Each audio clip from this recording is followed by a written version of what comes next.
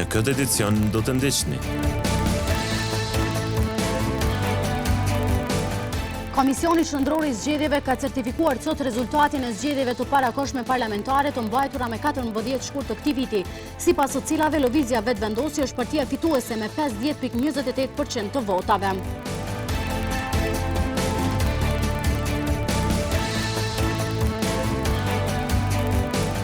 Me pandeminë u përballën edhe në spitalin e Gjakovës, bile në repartin e ginekologjisë na thanë se kur ndonjë grua shtatzon dyshoi për infektim me COVID-19, janë ndërmarrë menjëherë veprimet e nevojshme. E se sapo i respektojnë klientët masat mbrojtëse në përmarketet dhe qendra tregtare të Gjakovës, ne kemi shkuar me kamerën tonë për të parë nga afër si është situata. Mirëmbrëma, ju njohim tani më gjerësisht me informacionet e këtij edicioni. Komisioni Qendror i Zgjedhjeve ka certifikuar sot rezultatin e zgjedhjeve të parakohshme parlamentare të mbajtura me 14 shkurt të këtij viti, sipas së cilave Lëvizja Vetëvendosje është partia fituese me 50.28% të votave. Rezultati përfundimtar i certifikuar sot nga Komisioni Qendror i Zgjedhjeve tregon se Lëvizja Vetëvendosje do të ketë 58 deputet në Kuvendin e Kosovës, Partia Demokratike e Kosovës 19, Lidhja Demokratike e Kosovës 15, ndërsa Aleanca për Armërinë e Kosovës gjithsej 8 deputet. Lista serbe ka fituar 10 ulse të garantuara për legjislaturën e 8 të Kuvendit të Kosovës. Lëvizja Vetëvendosje i ka gjithsej 58 ulse, Partia Demokratike e Kosovës ka 19 ulse, Lidhja Demokratike e Kosovës 15. Komuniteti i Bashkuar Adriana Hoxhić ka humbur ulse në Kuvendin e Kosovës pas ankesës kundër saj në panelin zgjedhor për ankesa dhe parashtresa dhe Gjykatën Supreme, derisa në vend të saj ulse ka fituar Unioni Socialdemokrat i Duda Balje. Për Adriana Hoxhić ka pasur ankesa se e njëjta ka fituar vota fal ndihmës së listës serbe në vendet ku nuk ka shumicë bosnjake, por serbe. Gjithashtu pas ankesave, Iniciativa Rome do të ketë vetëm një ulse në kuvend. Ndërsa Meliza Haradinaj Stublla e AK-s, që ishte në listën e deputetëve që fituan ulse në kuvend, pas rezultatit përfundimtar, pas rinumërimit të disa vendvotimeve, tregon se ajo ka mbetur jashtë kuvendit. Në vend të saj do të jetë deputetja Albana Bytyqi, e cila edhe ishte ankuar se Meliza Haradinaj, për të cilën ka dyshime për blerje votash, kishte marrë votat e saj. Certifikimi i rezultatit vjen pasi u trajtuan ankesat e kandidatëve për deputet dhe partive politike nga paneli zgjedhor për ankesa dhe parashtresa, si dhe nga Gjykata Supreme. Në mbledhjen e sotme të KQZ-s, kryetare e Komisionit Qendror të Zgjedhjeve Valdete Daka u ka bërë thirrje deputetëve të arshëm të Kosovës që ta kenë prioritet reformën zgjedhore. Nga këto dua t'i drejtohem deputetëve të legjislaturës së ardhshme, subjekteve politike, që reformën zgjedhore të mos e lënë në utkryq për t'i japin rrugën e duhur. KQZ-ja është e gatshme për të dhënë kontributin e vet profesional në këtë reformë. Në zgjedhjet e mbajtura me 14 shkurt të këtij viti kanë votuar gjithsej 48.078 votues nga 1.7 milion qytetarë me të drejtë vote. Me 13 mars 2020 u shënuan 2 rastet e para me virusin SARS-CoV-2 pozitiv. Kosova, ashtu siç kishin vepruar shumë shtete, shkoi drejt mbylljes totale. Jeta u paralizua dhe për disa muaj qytetarët shkuan në pushim të detyruar.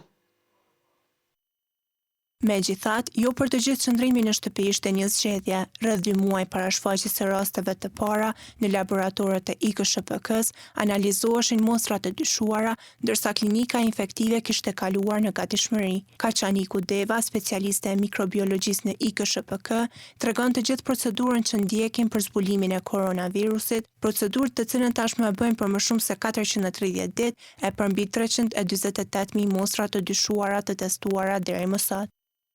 Në këtë pjesë e kemi dhomën ku vinë mostrat, dhe me thonë prej terenit, qoftë prej qyteteve tjera të Prishtinës, qoftë prej klinikave, prej klinikës infektive, pulmologjike, prej qendrës mjekësisë sportive, të gjitha këto mostra së pari vinë në këtë vend për t'u renditur, për t'u etiketuar.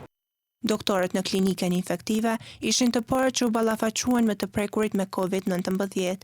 Heroizmi i tyre ishte i padiskutueshëm. Puna atyre nuk kishte orar. Ata u detyruan të largohen nga familjarët e tyre në mënyrë që t'i mbrojnë nga kjo sëmundje. Ditët e vështira larg më të dashurve i përshkruan më së miri doktoresha infektologe Lendita Jozaj Berisha.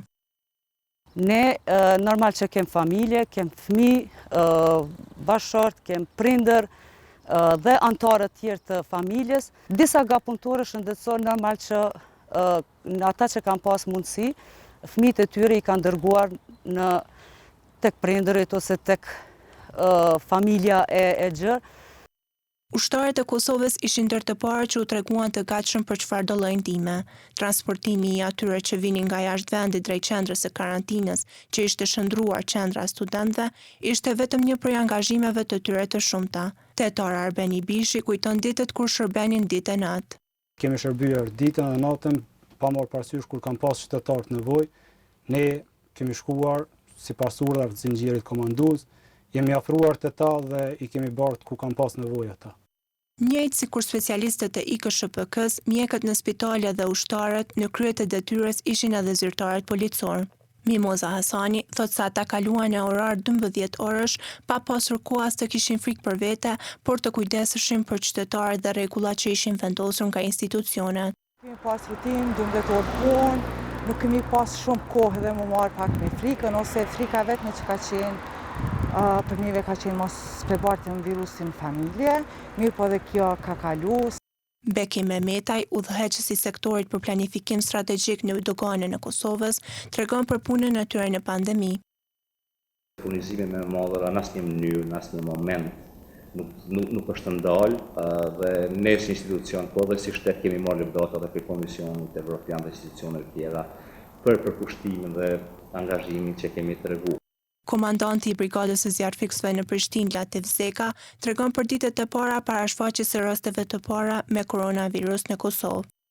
Me të vërtetë unë një thasin shumë e madhe dhe kemi pas probleme me zjarre fushore malore, ku njerëzit kanë filluar t'i pastrojnë pronat e veta, pastaj nuk kanë mujtë të menaxhojnë, edhe këtu kanë qenë më të theksume në fillim. Pastaj me fillimin e treshjeve atmosferike, domethënë shiu, atëherë veç i ndra me të mëdha, kemi pas aksidente, hapje e shëndetësorëve, kështu me radhë aty çka u duft, kemi pas me eliminimin e rreziqeve, sikur që janë fasadat që pejernave kështu me radhë. Kosova tashmë po bashkëjeton për një vit me pandeminë dhe respekti për ata që nuk po kursejnë asgjë në luftën me pandeminë mbetet i madh, njëjtë sikurse do të kujtohen të gjithë ata që nuk ja dolën dot me pandeminë. Me pandemin u përballën edhe në spitalin e Gjakovës. Bile në repartin e ginekologjisë na thënë se kur ndonjë grua shtatzëm dyshoi për infektim me COVID-19, janë ndërmarrë menjëherë veprimet e nevojshme. Pandemia COVID-19 si në të gjitha sferat ka ndikuar edhe në shëndetësi. Doktor Qamil Hamza, shefi i repartit të ginekologjisë në Spitalin e Përgjithshëm Isa Greza në Gjakov, tregon si ka shkuar ky vit këtu që kur filloi edhe zyrtarisht pandemia në Kosovë.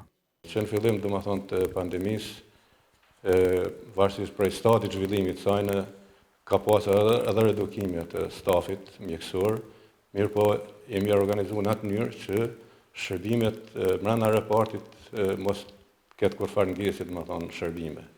Edhe është mbuluar në tansi 24 orë shërbimi mjekësor në repart. Këtu, domethënë, gjatë kujdestarojnë 2 mjek specialistë edhe personeli i mesëm, edhe nuk ka pas domethënë asnjëherë probleme në trajtimin e rasteve të zakonshme si janë të parapame për shërbimin në repartin tonë.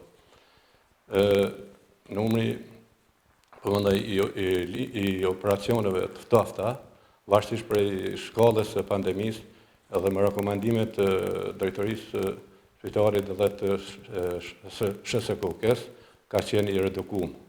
Ndërsa lindjet me operacione dhe lindjet normale, çfarëdo intervenime urgjente, janë kryer pa kurfar problemi. E në rastet kur ndonjë grua shtatzën dyshoi për infektim me COVID-19, doktori Hamza tregon veprimet e nevojshme që janë ndërmarrë. Rastet që kanë qenë me simptome të COVID-19 janë izoluar në një dhomë të veçantë, janë trajtuar me terapi simptomatike, edhe derisa është po testimi, atër është vendos nëse varësisht për gjendjes së pacientes. Nëse ka qenë gjendja rënd, normal që është referuar me njëherë për klinik. Edhe nëse ka qenë për shembull në stadin fundit të shtatzanisë, kur është prit lindja, për më kry lindja është përcjellë në klinik. Ndërsa nëse ka qenë në një stad kur nuk është prit lindja dhe nuk ka qenë një gjendje rënd e pacientes, është trajtuar edhe në mënyrë ambulantorike. Gjatë këtij viti në këtë repart janë kryer një numër i konsiderueshëm i lindjeve, megjithse kjo shifër është pak më e ulët se vitin paraprak. Që nga pas lufta, vit pas viti ka pas rrëmje në numrit lindjeve. Po krahasuar për shembull me statistikat 2019-shën ka qenë 1882 lindje, kurse në vitin 2020 kanë qenë 1745 lindje, që i bie 137 lindje ma pak se domethënë në vitin 2019. Ndërsa prej fillimit të pandemisë, që llogarisim me 13 mars vitit 2020, deri në përfundim të vitit 2020 janë kryer 919 lindje.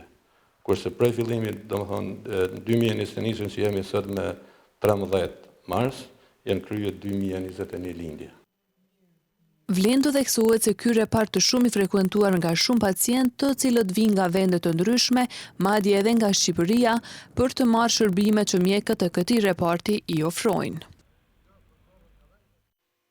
E se sa po i respektojnë klientët masat mbrojtëse në përmarkete dhe qendra tregtare në Gjakov, ne kemi shkuar me kamerën tonë për të parë nga afër si është situata. Qytetarëve në këtë kohë pandemie patjetër që ju duhet të bëjnë edhe blerje. Me që numri i të infektuarve dita ditës vetëm janë duke u rritur, rreziku mund të jetë edhe më i madh. Në marketin Roni në Gjakov na treguan se sa po i respektojnë qytetarët masat mbrojtëse. Gjithë klientët e respektojnë masat mbrojtëse. A ka ndodhur ndonjëherë klient marrë pa maskë? Nuk ka ndodhur, pra dhe që ndodh, nuk i lejojmë, japim maskat dhe vendosin, gjithçka në rregull. Klientët shprehen se po mundohen të respektojnë masat dhe kanë një apel për qytetarët. Dherë që shërbemi, e vendosim masken, gjithmonë duke i respektuar masat anti-Covid. Besoj që do të jemi me të kujdesshëm ndaj masave anti-Covid, që të vendosim masken, të mbajmë distancën, për arsye që të mos kemi ndonjë infektim apo numër më të madh të infektuarve. Gjithashtu edhe në qendrat e mëdha tregtare situatën po mundohen ta mbajnë në kontroll. Menaxheri i qendrës tregtare Nertili tha se po mundohen që gjithçka të jetë sipas rregullave dhe klientët të respektojnë këto masa. Për masat mbrojtëse anti-Covid, klientët në përgjithësi janë të respektuar masat në mënyrë të përgjithshme, gjithë klientët janë të pajisur me maska. Normal ka ndonjë klient që nuk e ka maskën me vete, po në hymjet qendrës tregtare i tregohet ose ne vetë si qendra tregtare i ofrojmë maskën për arsye që ta mbrojmë edhe punëtorët, edhe klientela, edhe gjithë populli kundër Covid. Nga këtu u apelua që të gjithë qytetarët të kontribojnë duke respektuar masat të cilat parashojnë parandalimin e përhapjes së virusit. Shoqata e gastronomëve të Kosovës ka ftuar sot të gjithë pronarët e lokaleve në nivel vendi që në orën 20 t'i ndalin dritat dhe muzikën për 5 minuta. Kjo në shenjë të një vjetori të shfaqjes së pandemisë COVID-19 në Kosovë. Përmes një postimi në rrjetin social Facebook, gastronomët përkujtuan ditën e 13 marsit, ku shkaktuan shumë viktima, shumë biznese e falimentuan, si dhe shumë punëtorë që mbetën pa punë si pasojë e kufizimeve të shumta që shkaktoi përhapja e virusit.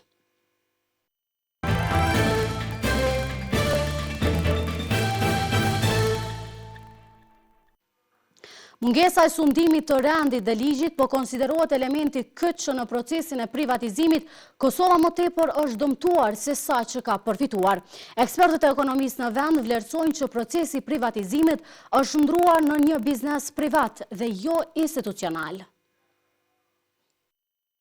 Ish-kryetari i Odës Ekonomike të Kosovës, Safet Gërgjaliu, vlerësoi se procesi i privatizimit është përcjell me jo transparencë dhe keqpërdorime, qoftë nga akterët vendas dhe ata ndërkombëtar. Procesi i privatizimit në Kosovë që nga fillimi ka qenë shumë tepër i orientuar të implementohet në aspektin politik se sa ekonomik. Procesi ekonomik i privatizimit vërtet ka sjellë sfida të shumta. Gërgjaliu ka thënë se nga askush nuk është kërkuar llogari për keqpërdorimet dhe shitjen e pronave të Kosovës në vendet e rajonit. Ne kemi pas keqpërdorim dhe shitje të pronës së Kosovës në Maltezi, kemi pas të shitjes së pronës së Kosovës në Serbi, ka në Kroaci, ka në Bosnjë, ka në Sloveni. Edhe Emru Shujkani, drejtori ekzekutiv i Këshillit të Investitorëve, mendon që ka pasur mungesë të sundimit të ligjit në procesin e privatizimit. Qeveria gjykoi që ka për detyrë për mandat përveç që të kujdeset për një proces i tillë të ndodhë në mënyrë transparente dhe gjithmonë konform procedurave ligjore.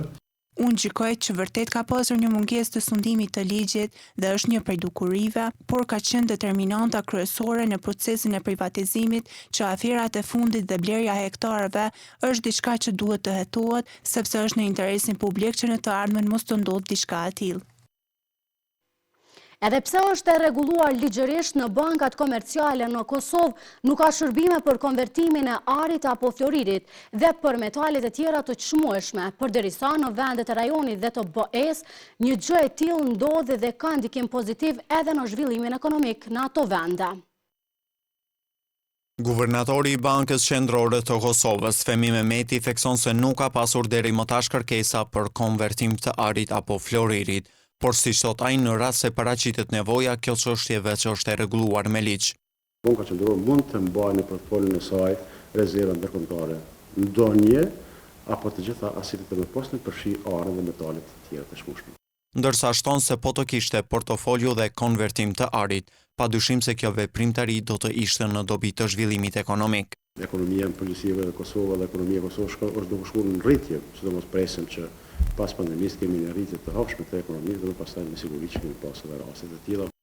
Antigona Limani Bejtullahu, shefe e departamentit të marketingut dhe PR në Raiffeisen Bank, deklaroi për Kosova Press se kjo bank konvertimin e arit nuk e ka as në biznes modelin e tyre të planifikuar, prandaj edhe nuk kanë kërkesa të tilla nga klientët. Në shoqatën e bankave të Kosovës thonë se në bazë të ligjit për bankat, institucionet mikrofinanciare dhe institucionet financiare jo bankare e përcakton se bankat autorizohen për tu angazhuar në aktivitetet financiare, siç është operimi me ari apo një ose më shumë valuta, në vend të valutës në të cilën është denominuar bilanci i bankës, duke përfshirë këtu kontratat e ardhshme për blerje dhe shitje të valutave të huaja. Drejtori ekzekutiv i shoqatës së bankave të Kosovës, Petrit Balia, thotë se deri tash nga qytetarët nuk ka pasur kërkesa të mjaftueshme për operim me konvertim të arit dhe si rrjedhoi nuk kanë investuar për këtë shërbim. Dita ndërkombëtare për kujtimit të Holokaustit, e cila u shënua javë më parë edhe në Universitetin e Gjakovës, ku nxënësit e shkollës së muzikës interpretuan në hebraisht, bëri që mbesa kryeministrit të Izraelit të reagojë shumë pozitivisht.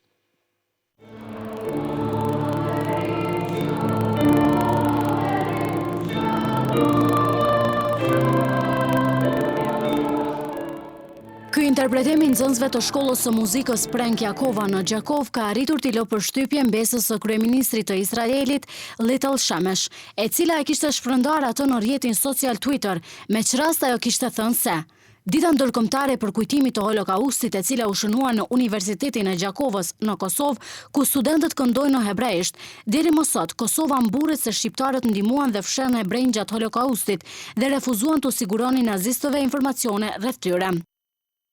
Ndërsa Kastriot Sada, drejtor, ka treguar se si erdhi në mendje që të interpretojë një këngë të tillë në një datë të shënuar siç është dita ndërkombëtare për kujtimit të Holokaustit.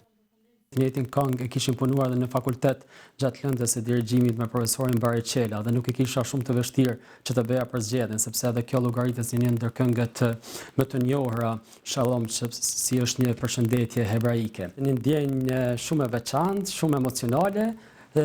Unë aty, në fakt nuk e vrejta, ma dërguan disa kolegë të Universitetit Femi Agani, ku më treguan se mbesa e kryeministrit izraelit Benjamin Netanyahu, Lital Shemesh, e cila është edhe korrespondente, gazetare, poete, dhe shkrimtar, domethënë po ashtu në Izrael, dhe ajo kishte postuar dhe ishte emocionuar jashtëzakonisht shumë dhe kishte shpërndar në Twitter pikërisht video audion e interpretimit të nxënësve të shkollës së muzikës Prenk Jakovën e Gjakov, të cilën normal që na bëri që të ndjehemi jashtëzakonisht mirë.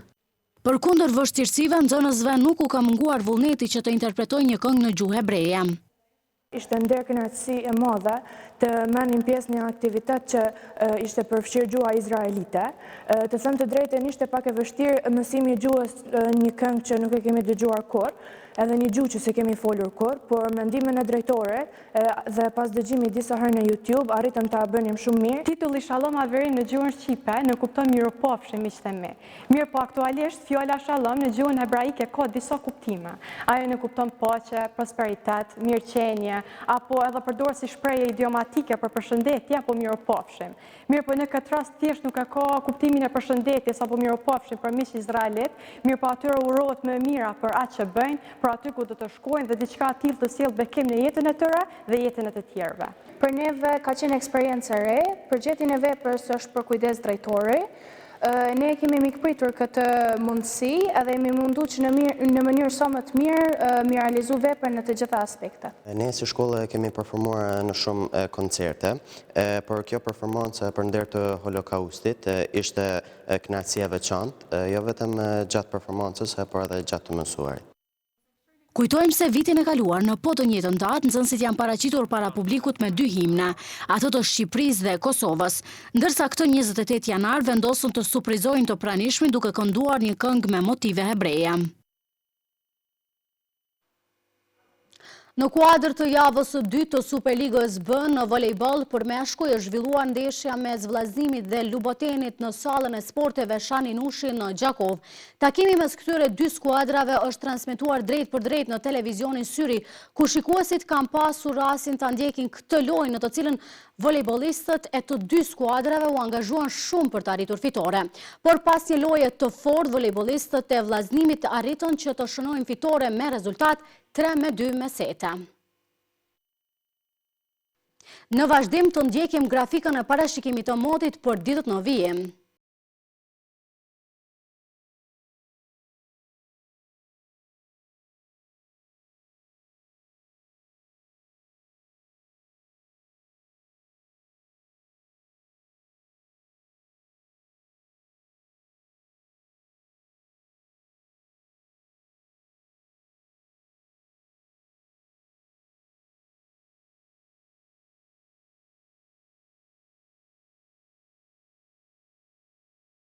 Para se të ndajemi të ndjekim edhe njëherë disa nga informacionet më kryesore të këtij edicioni.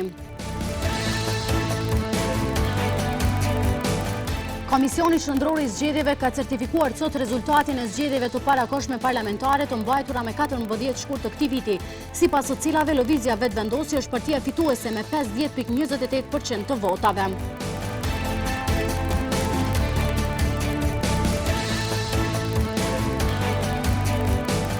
Me pandemin u përballën edhe në spitalin e Gjakovës, bile në repartin e ginekologjisë në atan se kur ndonjë grua shtatzum dyshoi për infektim me COVID-19, janë ndërmarrë me njëherë veprimet e nevojshme. E se sa po i respektojnë klientët masat mbrojtëse në përmarkete dhe qendra tregtare të Gjakovës, ne kemi shkuar me kamerën tonë për të parë nga afër si është situata. Këtu merr fund ky edicion qendror i lajmeve, për më shumë vizitoni portalin syrivisvision.tv. Mirupafshim.